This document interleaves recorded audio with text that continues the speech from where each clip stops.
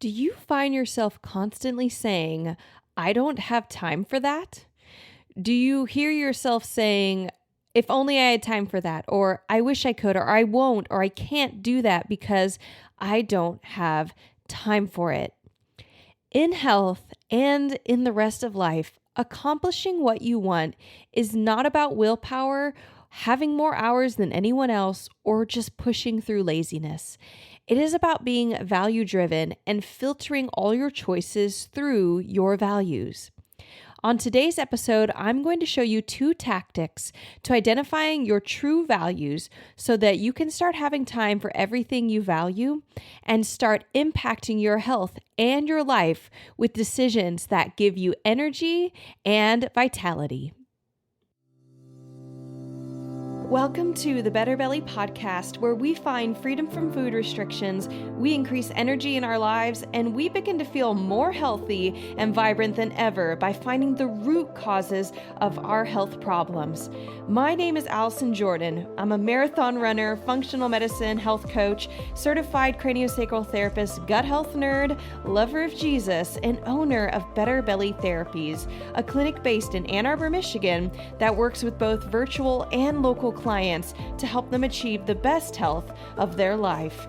I am here to walk with you on your journey to a better belly and a better life. We're going to go beyond popping a probiotic and just checking out our poop. In this show, we are going to go deep into gut transformation strategies that last for your entire life. If you are ready to feel your best, get ready to roll. You are in the right place. And just as a reminder, this information is not meant to diagnose, manage, or treat disease. Always consult with your own health practitioner before you make any changes to your health.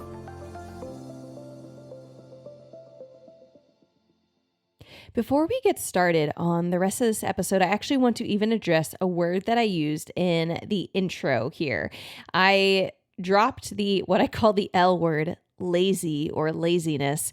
I really don't like using that word a lot because when I was young and even when I was in college, that was a word that I was very afraid of and I felt very shamed by. And the reason for that is, I'm a type A personality. I work really hard in things. And yet when I don't do well in something, or I feel like I don't have energy for it or whatever, like I just don't get a good grade on something, I really feel like, well, it's because I didn't try hard enough. It's because I'm lazy. And I have actively avoided using that word in my vocabulary, not to ignore, it as a possibility, but because I dealt with it long enough that I realized it is not a helpful word to me at all. It's not a helpful construct. It really steals a lot of energy from me. It makes me feel very shamed, and it doesn't provide an option or an answer. Like, it's such a judgmental word. And yet I said it because I hear, and even just had a conversation with a client recently who dropped the L word and said that she was like, well, maybe it's just because I'm lazy that she wasn't doing something. And I vehemently had to say, it is not because you are lazy. And I could tell in her eyes, she was like, I don't believe you. And so I wanted to create this podcast episode because I see this narrative going around in our heads as women, as perfectionists, as high achievers, just all these people and these categories of people who really struggle with the word, or feeling that they're just not enough, that they aren't hitting their goals because they're not trying hard enough, they're holding back, they're lazy. And that is just not the truth. And so today's episode is about replacing a lie with a truth, which is replacing the lie of laziness with what's actually going on, which doesn't have to do with like who you are as a person, your value, your ability to work hard, and just some of the nitty gritty on how we make choices and some of the things we don't realize we're doing as we go throughout life a bit on autopilot. So I really want you guys to know, as you are jumping into this podcast as I'm talking, that these have been game changers for me on how I make decisions and really feeling confident and shifting from I don't have enough time to I do have time for everything that I value. I don't have time for everything, but I do have time for everything that I value. So I want to start off by saying that when you don't know what you value, or you think you know what you value, but maybe it's somebody else's values, or you're just following the values of whatever community you're in, XYZ, or you're following the values of people pleasing, which is essentially you adopt any values they have, whether that's your mom's values, your parents, your whatever authority you have. You're going to have to overcommit because you're basically trying to make somebody else happy and you happy at the same time. And so either that or you're making somebody else happy and you're just completely ignoring your own needs. And by happy, I don't mean like selfish. I mean fulfilling needs, really making yourself a whole person in who you are and unabashedly knowing that you have things you can and cannot do. You're a limited human being, just like anybody else, right? And I especially like to think of, when I start thinking of you're a limited human being, just like anyone else, I want to think like you're a limited human being, just like a CEO of a company or Bill Gates or Taylor Swift. Like these really big names we think of, but they have just as many hours in the day as you. They just use them differently, or they used them differently in a way that brought them to where they are now. And that's the door we're opening in today's podcast, is how to open up a new door so you can kind of get out of the hamster wheel of, I don't have enough time, I'm overcommitting, I'm exhausted. Now you have even less energy to do the things you said you would do, and now you don't have time or you have energy. It's just this really vicious cycle. And so we overcommit when we don't know our values. That's the real basis of what's going on. And the reasons we don't know our values, it's multifold. One is we're afraid to know them, as in if we know them, we then either have to act on them or not act on them. Like we can't unlearn our values. So I will challenge you, if you listen to this podcast episode and then you don't want to do anything about it, I'm going to recommend y'all like journaling or doing an activity with yourself. If you don't do it, there could be some fear going on, some avoidance, because ultimately these techniques, they bring life, they bring clarity. And if you're wondering what to do in your life, and you are avoiding clarity, it could just be you're avoiding clarity. Like it's not that clarity just isn't there. It's that it's scary to what if you knew what you actually wanted? What if you saw and heard yourself say you want a certain amount of income in a year? What if you heard yourself say you didn't want to bake cookies for the bake sale or something? Would that make you a bad person? We're afraid of those things.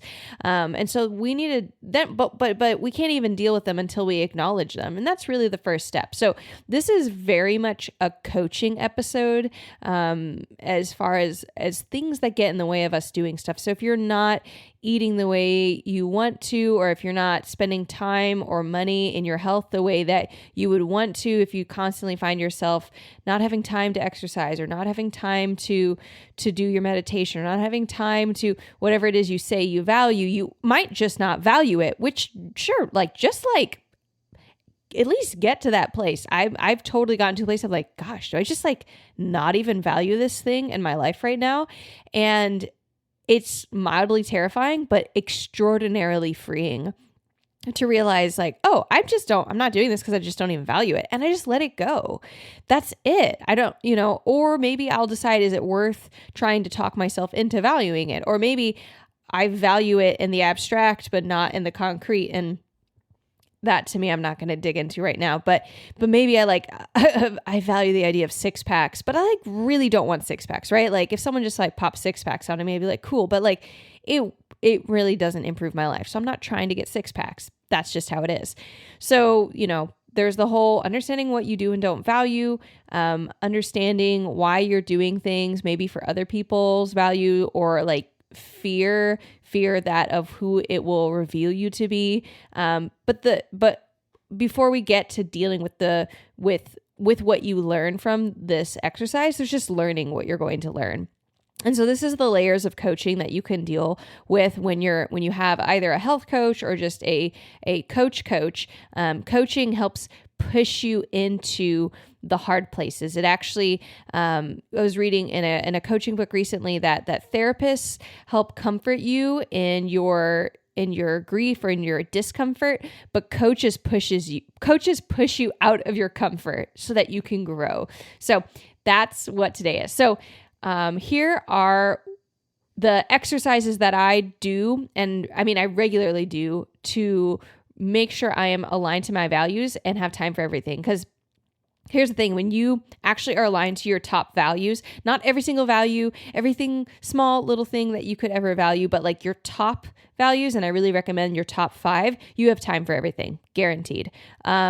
Pretty cool, right? So the step to having time for everything that you value is 1, knowing what you value.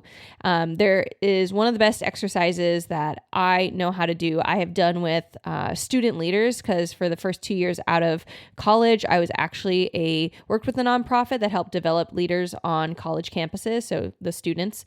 And what we would do is we would sit down with these student leaders and ask them to write down their top 5 values. And they might write down, number 1, my number 1 value is my relationship with God. Number 2, my number 1 value is my family. Number 3 is school. So and that covers school grades or school, what they're learning in school, whatever. Number 4 might be their physical health or mental health or just health in general. And that might cover them exercising or them going to counseling or whatever they do. And number 5 might be community. These are not the only things that you could write down, but these are things that that we would talk them through. And I'd say some of the 5 most common things we would see in that general order: God, family, school, health, and community. And so your first step, if you're listening to this podcast, is to pull out a sticky note, pull out your phone, pull out your journal, and brainstorm and write down your top 5 values. You can open up and go onto Google and find a value sheet and just look for words that are on there. I remember the first time I did this exercise, I just pulled it out of my head. To me, it felt pretty glaringly. I remember I was in college and I was just sitting in my room journaling, and I was like, okay, top 5 things, the top 5 loudest things in my head. And so when I wrote mine down, I had God, and my relationship with God. Number 2 was mental health, above. And remember when I wrote that down, I was kind of scared. I definitely didn't have all these skills I have now of understanding, if I write down a value and it creates an emotional response, especially a hard one, what do I do with it? But I remember I really wanted to be truthful above all else. So I'm really proud of myself that despite being a people pleaser and wanting to be being perfectionistic and wanting to write down the quote unquote right thing, that I wrote down the true thing, which was much more helpful to me both then and now, which was my mental health. Because in college, I was super depressed and anxious. It was in college that I was dealing with suicidal ideation. And I've shared about that on the podcast a bit, but just to share it again. And so mental health to me was whatever I needed to do for my mental health, whether that was not attend a party and the party, we didn't party hard, just some type of social gathering, not attend a social gathering or back out of something or take a nap or sleep in or read a book or go to my counseling appointment or, spend less time doing some piece of homework and not trying to be so perfectionistic about it. I really developed as many processes as I could to help my mental health. And that was over. Number 3, for example, was school. That was my 3rd value I remember writing down. And that was very big for me that I took my mental health was more important to me than school. And there was one semester that actually showed up where I, instead of getting A's, I got B's. And I'm so sorry if that might sound amazing. Some people would have loved some B's, but I got B's instead of A's. And the reason for that is I went really hardcore into some mental health stuff, and I really made some wins that semester in my mental health. But at the same time, it just took some extra time away from my schoolwork and some mental focus away from my schoolwork, which just reflected itself in my grades. And I remember thinking like if I tried to have time for both my mental health and for school at the same level, and these are just my top 3, right? I wasn't even factoring in any other values at this point. I would have failed just by trying to do both of them at the same level. I had to understand that mental health was more important than school for me at that point in my life because of where my mental health was and what it meant if it got worse, all the outcomes of that. So those are the 3 that I remember being big for me in my top 3. I know I had 5, but I'm guessing maybe physical health was like number 4, which would have reflected itself in like making sure I'm exercising and going and getting meals. Number 5 might have been family, but also family for whatever reason is not, it's not a high value, like at least for my like parents and my brothers and sisters. It's not that they're not a value. They just probably weren't in my top 5. And that was also something for me to process. And I actually feel vulnerable sharing that because there's an aspect of that feels shameful. Like real human beings value their family and their top 5 things, whatever. And I would interact with other maybe like college friends, or even later on, like when I'm leading these college students and they're like, my family's number 2. And I'm like, gosh, I don't even know if my family's like, now my relationship with my husband definitely makes it into my top 5. Like the family I'm building. But for whatever reason, like my nuclear family growing up just wasn't, I care for them, but it wasn't my top 5. So that really did impact things. It impacted on like how much I tried to go home when I was in college. And I just chose to not feel guilty about that. I was like, you know what? My family knows I still love them. My love is not proved by how much I visit them, things like that. And so, those are things you do have to work through when you start to identify your values.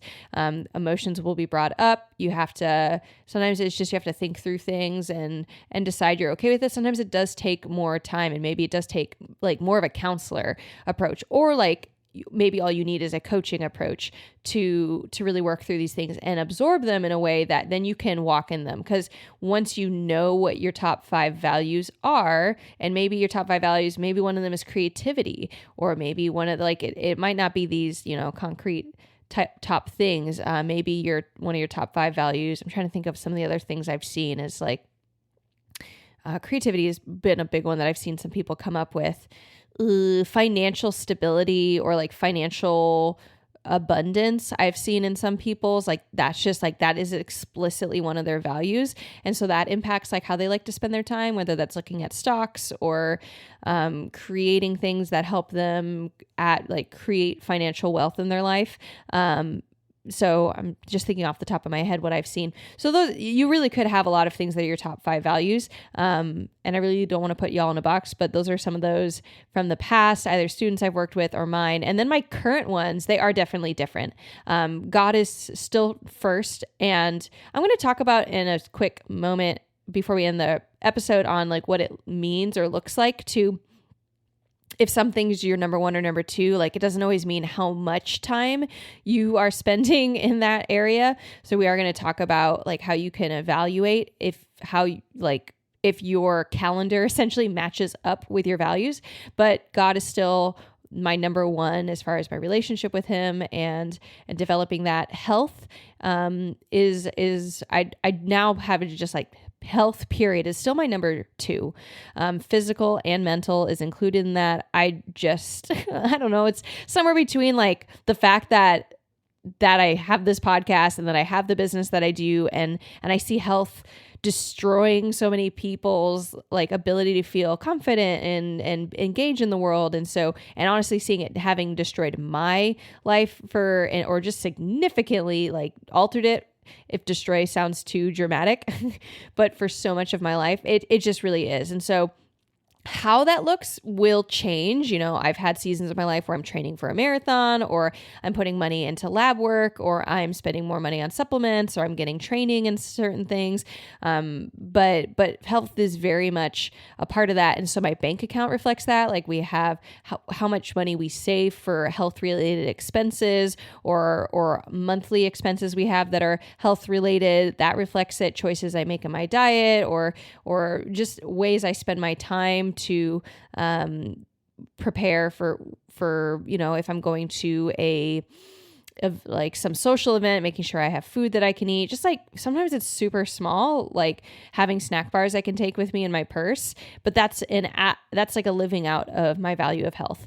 My husband and my family, and I'd say that's more like my futuristic family, like children I'd have, like that's my number 3 for sure. So, and it's funny that like my husband knows these things, and we don't need to be each other's number ones in our lives, but we are like number 1 relationally. We are our go-tos for support, for supporting each other. But we're not like our end all be alls. But my husband and my family and our future family together is another big thing. So which impacts, how I spend money on my home, or how I spend my money and my time for my husband, or how we allocate certain things that he values. And again, I always think in terms of when we're talking about values, I want to see resources being put towards that say that I value that thing. So time, energy, money are going to be the 3 biggest things. And then my job, honestly, is my number 4 right now, which I have in my notes, aka y'all. Y'all are part of, like, this whole thing is part of my top 5 values. It's not my number 4. What I do with you guys, how I'm teaching all this health related stuff. It is my passion. And it is something that I know will change the world, and it is already changing the lives of either, sometimes it's just people listening to this podcast. They say that it's really changed them. Other people, it's the clients who actually work with me, and it totally changes their lives around. So it's not just, I'm not just saying it's my number 4 because it's a job. I've definitely had jobs before where I'm like, this is not in my top 5 values. Whether it's waitressing or something, like, it's like, okay, I value it. Doesn't mean I don't value it, but it's not like I am so passionate about waitressing. I will passionately do it, but it's not like my forever.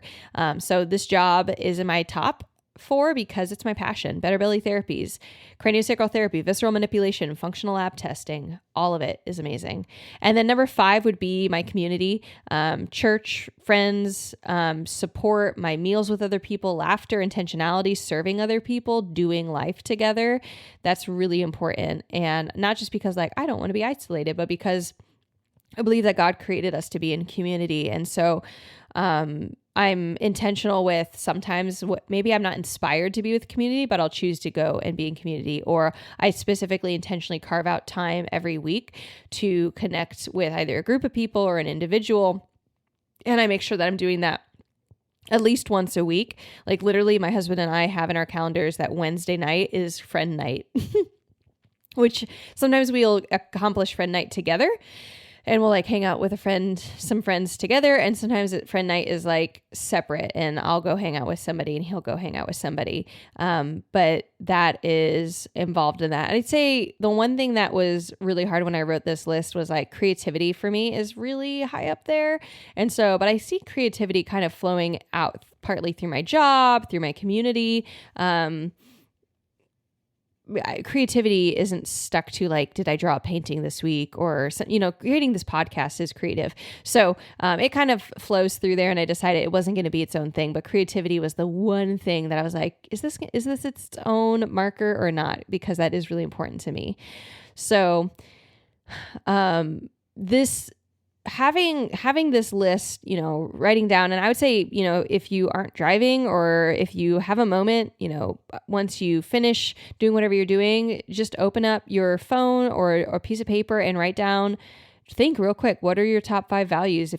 If you just had to really quickly think about it, even if it's not, maybe even if 1 or 2 aren't right, or you realize later something else is actually in your top 5 values, what would you write down? And so this ultimately means that there's a difference between your values and your neighbor's values, your boss's values, even your spouse's values. I know my husband and I share some of our values, but they're not exactly the same or in the same order. And that's okay. We just need to understand each other's values and help each other make time and space for that. And then also something to know about your values is that which you've already might have noticed with mine, that they will change as you as your life stage changes, maybe you don't have kids, now you do, as your kids change, they get older, as your financial state changes, as your health changes, for better and for worse. Like when things get better, your values might shift on, okay, well, now that this thing's taken care of, I really want actually to focus on blah, blah, blah. Or as you, as maybe things do change in a less good direction, and you're like, oh, I actually really need to focus on this. And that is reasons why sometimes people, for example, end up focusing on their health because they're like, well, I was focusing on my career or my kids or other people, and then suddenly my health reared its ugly head and here I am. And now you have to make a decision. Like, are you going to like still treat it like second fiddle? And at this point it'd be like 10th fiddle, because you got 5 options here for your top 5. Or are you going to say, at least for a season, this is going to be really important to me? But that is just something to realize. That's why I do redo this exercise, usually at least once a year. I'd say frequently middle of the year and then end or beginning of the year, where I revisit my values and then I compare them in the second step, which we're going to discuss, which is comparing this to your calendar. So you now have your top 5 values. And the way that you now create time and make time is by doing the calendar audit. And no one loves the word audit, but it's kind of a cool thing because when you are, a couple things to know when you look at your top 5 values and then you look at your calendar, one thing we're not going to be doing is like quantity of time does not mean the thing that you most value. I mean, probably the thing I put the most amount of time in, if we're not counting sleep, which a lot of us should actually be putting a lot of time into, technically, is our jobs, ways to make money, ways to be able to continue living on this planet, to have a home over our heads, to maybe provide a home for your kids' heads, whatever it is. So your job, and even if it's not a paid job, maybe it's your job of taking care of your kids. There's some way that you're contributing to the earth, to this planet, to your community, and that it might take the word of your job, your job. And so quantity of time does not always equal how much you value something. But as you look through your calendar, a good first thing to do is just to say, what are the things I'm spending time on? Sunday, Monday, Tuesday, Wednesday, what am I doing? Am I golfing? Am I taking naps? Am I watching TV? Am I like, what are you doing with the time you have? Are you playing with your dog? Are you working? What type of work are you doing? And so you can get like a good general gist of what you value just from how much time you spend on something. But the other thing is not just how much time you spend, but also look at the best hours of your day. So if the best hours of your day are in the morning, if they're in the evening, if they're in the middle of the day, whatever it is. But I say morning and evenings are big too, because many times the job is taking in like the center of the day. So what are you doing before your job and after your job?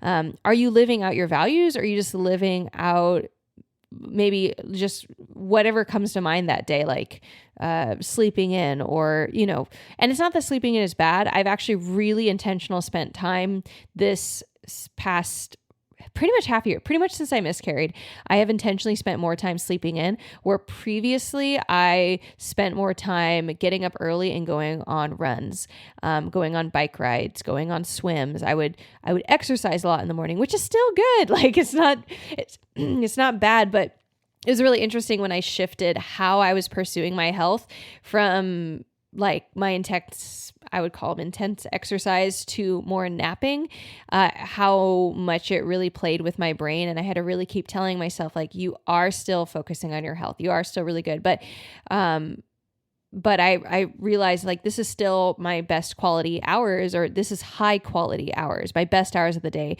Some of them are in the morning. And so if I choose to sleep versus like reading something, spending time with God, exercising, I'm choosing it. I really am like consciously choosing it. And so, and if I'm not, that to me is the bigger red flag of like, I'm living either on autopilot, or I'm just living by like my whims of the day. And that's not living out my values. And then I don't have time because maybe I slept in where my value that day was actually, I really need to spend more time with God so I can really stabilize and center myself before I move on with the day. And if I don't do that, then what it means isn't that, well, I just slept in more. It meant I didn't live out my values. And that not only means I don't have time for my values, it also means that I kind of chip away at some of my integrity, my like sense of who I am, my sense of knowing like I am someone who does what I intend to do, whether I'm in the mood or not.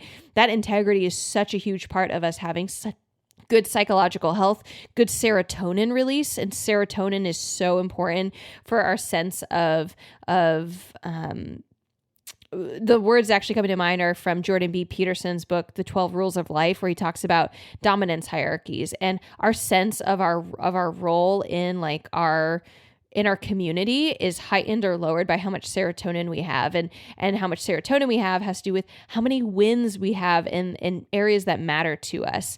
And sometimes those wins they're not going to look like other people's wins. They're not going to look like what other people say wins are. So if a nap is a win to me in a certain season, other people, their season means they actually can't be like, they need to resist a nap because they're going to choose to be pursuing something else. So it's all value driven. Do you see that? It's like really shifts. It's the same practical like thing, the 30-minute nap versus the 30-minute journaling session versus the 30-minute of like extra work you're doing to finish up a project.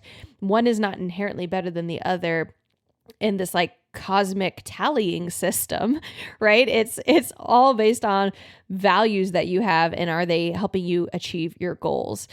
So for me, when I evaluate not just quantity of hours, what am I doing? I'm also thinking about best hours. Morning is really important. So I do delegate most of my important work tasks in the morning, even for my work. So you're hearing me do this podcast. I start at 8 a.m. And I typically do all my podcast episodes 1 or 2 days a month. And I start in the morning because I want to be fresh for y'all. I want to have my best thinking cap on. I also enjoy it the most when I start in the morning. And so I do start at 8 a.m. I don't sleep in and start a later point of the day because I need all of my morning hours. I do like keep evening hours. I try to see my husband a little bit more. But in general, the evenings are going to be a little bit more working on tasks that don't require as much like mental effort, doing studying, I study languages or I study certain books that I've been trying to read through, cleaning up the house, seeing friends. But evening isn't like my it's more just like doing life and getting things done. But the other thing that you can consider is you have best hours of your day. And so like morning and evening, considering those, but also consider quality of your hours as in consistency. So if anything you do consistently, do you brush your teeth every day? That's a value of yours. It's coming from something. It's also a habit at this point. So anything that you do consistently, like writing down 3 things you're grateful for every day, or doing 5 minutes of meditation per day, praying 1 song on the piano every day, listening to 15 minutes of a podcast every day, or reading 5 pages of a book every day, walking for 15 minutes outside every day. Whatever you do consistently, do you eat consistently every day? Do you sleep consistently every day? Those are the things that you are valuing, or at least that your calendar is reflecting that you're valuing. So do consider that as you are thinking and looking at your calendar and you're like, okay, well, maybe you only do 5 minutes of meditation every day, but you do it every day. That actually shows a lot of value. And so that counts. And again, kind of gets into this thing of, you don't need hours and hours and hours of time to do everything you value. You just need it to fit into the right thing, whether that's the best hours of the day or simply it being consistent. I would say other things that I consider like best hours are not just things that are daily, like morning and evening, but things that are I'd say monthly, quarterly, or yearly. So 1 weekend per quarter. And so quarter, if you don't think in these terms, is every 3 months in a year. So quarter 1 is like January, February, March. Quarter 2 is April, May, June. Quarter 3 is July, August, September. As this podcast airs, we are at the beginning of quarter 3, September, October, July. Oh, guys, I am so blanking on this. October, November, December is quarter 4. So we're at the end of quarter 3. Whoops. So, but yeah, there's one weekend per quarter. So every 3 months, my husband and I take a retreat for a weekend, and we do what we call a marriage retreat. And I'm actually going to provide a link to the marriage retreat materials we use.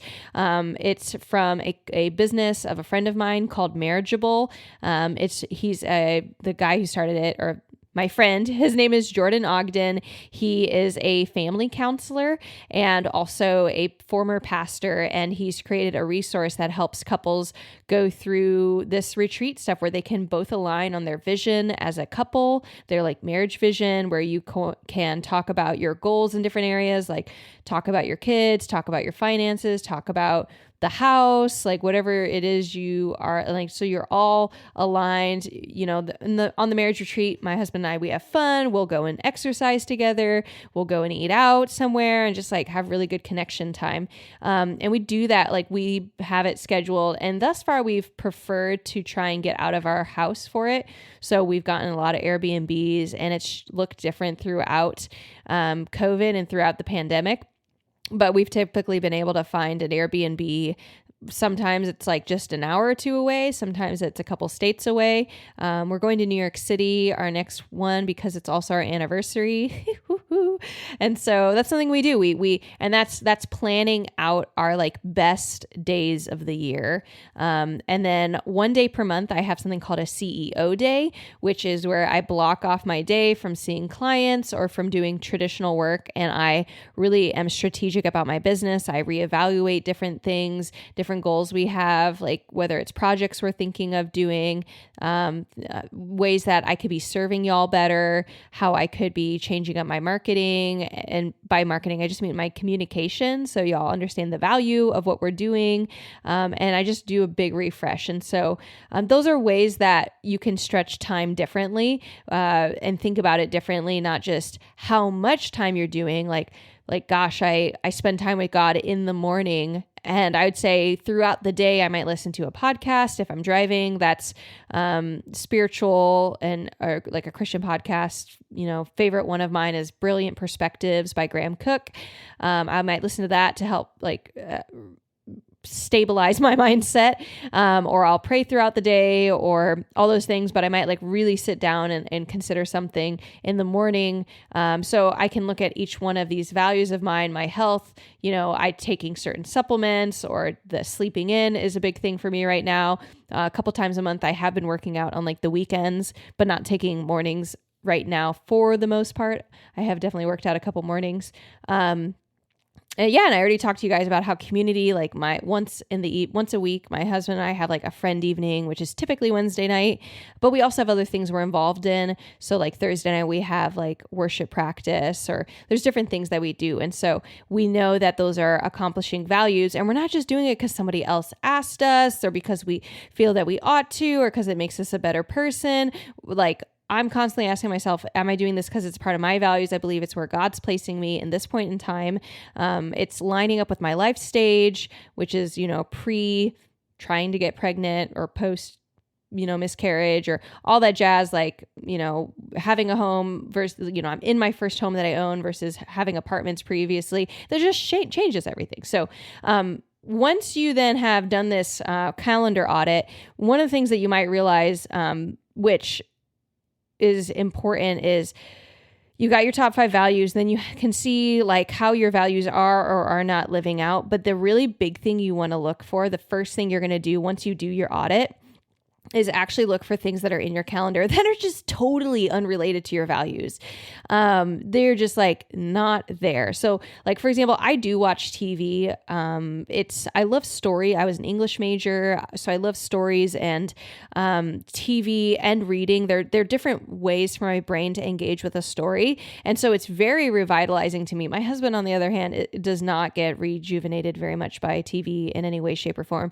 So I will reserve some time intermittently throughout certain days or on the weekend to watch some TV, but I don't watch exorbitant amounts. I definitely wouldn't say I binge. And not that I haven't binged in the past, but I feel like I'm in a much more balanced place. And so, but But I sometimes can evaluate if my week felt imbalanced by like, did I do something, whether it was, whether I was being leisurely, like, oh, I watched a lot of TV, but I'm like, but did that much quantity of TV actually align with my values of rest? Or was it just like something I abdicated my choice from? I just let it, I just stopped being a part of that choice. It was something that just happened to me rather than me choosing it, which is just a really big sign of stepping out of your power and not living out your values. But you can look for things like that, where that's like leisurely, or you can look for things like, oh my gosh, I know that I'm doing this thing because somebody asked me to, and I couldn't say no, or I didn't know how to say no, or I felt bad, or I felt like if I were a better person, and I'm actually using that phrasing, if I were a better person, I would say yes to this. I recently was actually asked to do something in my church. And my husband and I are very committed to our church and to involvement and to support and service and just like being involved in the community and being servant hearted in what we do with our time and our money. And when I was asked this, I always consider things deeply. And I remember it took me probably a week or two. And I told them, I'm just going to think about this. And they're like, okay. And I thought about it. I prayed about it. I journaled about it. I talked with my husband. And I went back to that person. And I said, actually, I don't think this is something that I didn't say I didn't have time for it. And that's the difference. I didn't say I don't have time for this. I said, this is not something that, oh gosh, I texted it. Maybe I should have pulled up. I might have said something similar to like, this is not something that I think that I want to be focusing on right now. And so it changes the narrative, guys. It changes things so much when you stop saying, I don't have time for things, and you just say, I don't value that. It's really similar actually when you say, I can't afford that versus I don't value it. Because the truth is like when my mom said, for example, when I was a kid and we wanted Lunchables, I'm a 90s kid right here. When I would ask for Lunchables at the grocery store, my parents would say, we can't afford that. But that, suggests maybe like we couldn't pay our rent or something. The truth is that they didn't value it. But the narrative it suggests is that I don't know how much Lunchables would have cost, $2, $5, $8, whatever it was, they just didn't value it. It was like, we can buy that ham and those crackers, in separate boxes and that cheese and get like 5 times as much of it for less. So it's not that they didn't value feeding me. They just didn't value Lunchables, right? And it's not that they couldn't afford to feed me. They just didn't want to feed me with that manner of food. And that is the difference. And you can actually see how this mindset translates not just from your time, but to other areas of your life where you feel like you don't have enough. So understanding what your values are aligns your finances, it aligns your time, it aligns your energy output, because you are a limited creature. I'm sorry, I'm a limited creature. Dang it. I only have 24 hours in the day and I only have a certain amount of energy, and I can be clever with my supplements or my energy levels in what I do and when I do them to either elongate how many things I can do in a day or in a week or in a given season. But I mean, yeah, there's just a point in time where you just don't have more hours. And so what my goal is to act like a CEO, like not just because I own a company, but be the CEO of your life. Like to say, if I was going to be strategic, what would I not do? CEOs have to say no to things all the time. They have to say, no, we're not going to invest in advertising that way. And no, we're not going to pursue this offer. And I have people all the time who come and ask me, will you do this thing for me? Maybe it's speak at something, or maybe it's, do a certain service that is not a part of our offers. And I have to say like, no, this is how you could work with us. But no, this is not how I'm going to do. And that's the exact same thing that happens when someone says, hey, they're not asking me for a paid service, but like when somebody at my church says, will you do this thing? And I come back and say, no, I'm not saying I don't love you or I don't care about that thing. It's just saying I don't value it right now in this moment. And it's not that it's not valuable. It's that it is not aligned with me in this moment. It's mind blowing. I've said this so many times when I make these things, these choices, they're so freaking hard. And if this is a really, really hard thing for you, I do recommend the book Boundaries by Jonathan Townsend and Henry Cloud. It's a phenomenal book. They're one of the first psychologists who really dug into creating boundaries in your health. And so, just not in your health. I'm sorry. That came out of my mouth funny. It's one of the first people to talk about how to say no and when to say yes. And it applies in every area of your life, your kids, your spouse, your time, your workplace, your communities that you're involved in, everything. So now you have looked at your top values, your top 5, because you can't do them all in the same way. So you definitely want to consider your biggest ones. You've looked at your calendar. You've seen where you have idiosyncrasies, like things that you don't even value that are on the calendar, or things that you do value that are not on the calendar. So maybe you're like, well, I value my health, but like, you're like, I don't see anywhere where I'm putting in, or maybe you're not putting in the level of investment you otherwise would in your health. Whatever it is. So you can make time in your schedule first by just getting rid of the things that you just straight up are not valuing. They're not a value in the season. Then you now have room, and it might take a couple texts or emails to be like, hey, I'm not going to be doing this anymore. And you can be tactful, but I don't know what it is that you would be messaging about. So that'd be something that you'd have to work out the wording, but yes, please do whatever you need to do to take those things out of your life if they're just not a value in this season. And so that, step 1 basically is start saying no. Say no to anything you've already said yes to, unless you just really have to write it out. But there are a lot of things. There are more things I have learned over time and challenged myself over time that I can say no to that I thought I had to write out that it really didn't have to. It was just like, for whatever reason, I was making myself do it. And it's just a whole psychological game. It's just ridiculous. And I don't say you're ridiculous. I'm just saying the process in my mind is when I look back on it, I'm like, it's so ridiculous. That's how I look back on it. Even though in the moment it feels like it's so scary. I'm going to say no to something. But start saying no either to current things or to things that you are being asked of. Maybe you have an outstanding invitation or request to a party, to a wedding, to whatever, and you're just like, it doesn't really work with whatever your values are right now. Just say no to that. That definitely gives you more time. You want to, on things that you said yes to that you're bitter about or resentful about or regretful, that's a really big sign that might be something you really need to consider saying no to. Maybe I used to like psych myself out like, well, I need to say yes to this because it's going to make me a more selfless person. And like, I think there is room for that of like, it would be selfless, or it would be a good exercise of servant heartedness to help put the dishes away at a party or something like that. But it doesn't have to be nearly as many things as I think I made it out to be. And it really actually took away from me certain things. You also want to realize that if you leave that bitterness and resentfulness or regretfulness in your body because you continue to do that thing you're resentful of, those emotions steal from you. They are poisonous. And what do you do with poison? You want to cut them out. You do not want to tell yourself that you need to be kinder or nicer or more tolerant or more giving. You are giving. You just can't give with no boundaries. You aren't limitless. You have limits just like everybody else.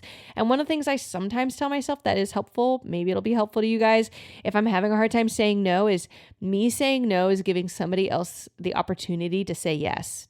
I don't have to show up to everything, give to everything, be the head honcho for everything. And me saying no makes way. And it's been really cool when I say no to something, seeing who else says yes and being like, I'm so excited that they wanted, that they got to be asked, that they got to say yes, that they got to lead this thing, that they got to do whatever thing it is, and that they got to be a part of that. And that they might have not been asked if I had filled that role and I wasn't even the right person to fill that role.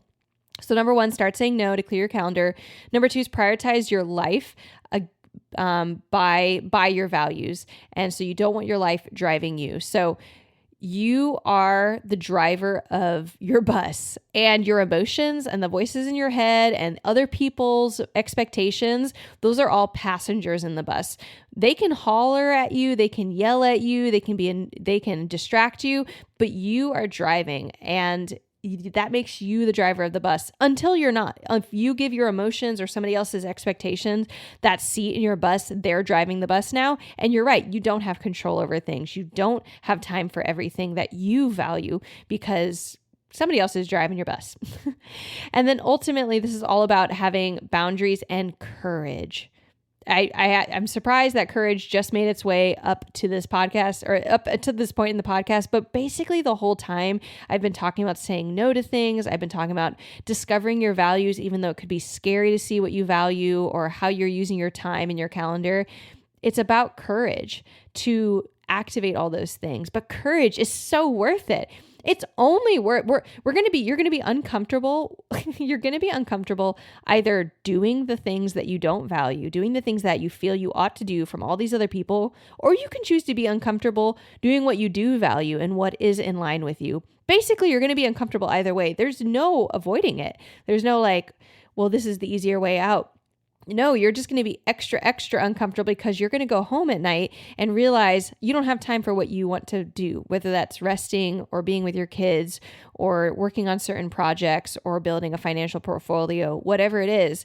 That's going to eat at you. Nobody else cares. At the end of the day, whoever asked you to do whatever thing you're doing doesn't care how you feel or doesn't know or isn't going to be able to help the fact that you go home and you're exhausted and you don't have time for what you value.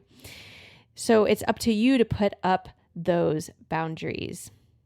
Jordan B. Peterson, who again is a psychologist I love, he says in his book, The 12 Rules for Life, your nervous system responds in an entirely different manner when you face the demands of life voluntarily. To stand up straight with your shoulders back is to accept the terrible responsibility of life with eyes wide open. And that is part of how we have health, part of how we're not harassed by life, part of how you take ownership of your life. And when you have ownership, that's when you enjoy something like owning a house, owning your car, opposed to always renting or not owning, like owning your life. Ownership is the key to wealth, and owning your health is the key also to health. And part of that is simply managing your time well in a way where you're not overcommitted, where you feel joyous when you are doing what you're choosing to do, where you understand that even if you're stressed or strained, that it's because you're participating in what you value and not because you are being forced into something. This is how you have time for everything that you value. Awesome, guys. Well, I hope that you found this episode interesting. I know that I put a lot of my heart into this. I really hope that it gave you some insight and will bring power to your life when it comes to making choices.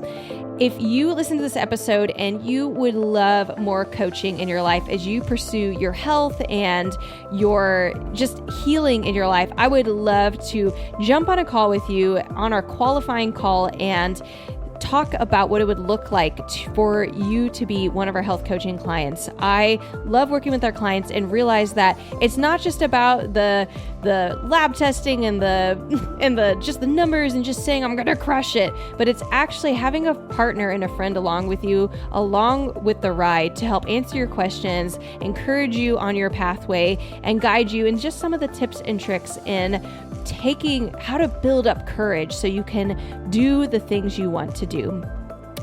If you love this episode, I also want to encourage you to share it. I would love if you just take a screenshot, share it in your stories on Instagram, tag us. I would love to see what part was impactful to you and just be able to engage and interact and see who is listening to this episode. If you love this podcast, I also encourage you to leave a rating and review. I love seeing what y'all are saying. And I've had some of you send me personal messages on how much you love our podcast, but we have a link in the show notes if you're listening from a different player player that doesn't accept reviews, we have a link straight to our Apple podcast, and you can leave a review there. Other ways you can follow us and stay in conversation is by following us on Instagram at Better Belly Therapies. I'd love to connect with you there and hear more about your health journey and what you want support in as you are going. And as a reminder, our motto: miracles are immediate, but healing takes time.